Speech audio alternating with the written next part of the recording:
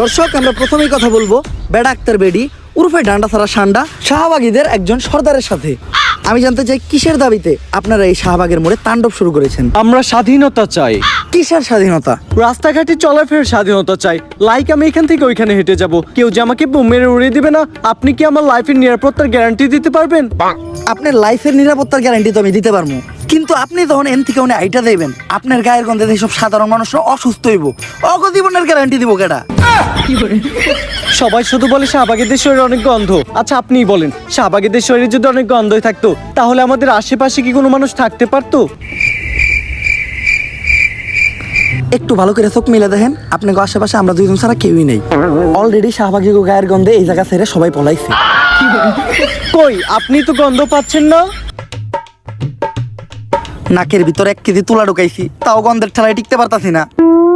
কিন্তু আপনার ক্যামেরাম্যান তো ঠিকই আছে। স্যার, অবস্থা খুবই খারাপ, 5 বার বমি করে লাইছি, তাড়াতাড়ি এখান থেকে চলেন। আর আমরা পোশাকেরও স্বাধীনতা চাই। আমার দেহ আমি দেখাবো, এতে মানুষের সমস্যা কি আমি বুঝি না। মানুষের তো আরো লাভ, ফ্রি ফ্রি কত কিছু দেখতে পারে। আসলে মানুষ চায় ডাস্টবিন বন্ধ থাকুক, কারণ ডাস্টবিনের ভিতরে হীরার রূপা স্বর্ণ না, শুধু আবর্জনাই দেখা যাবে।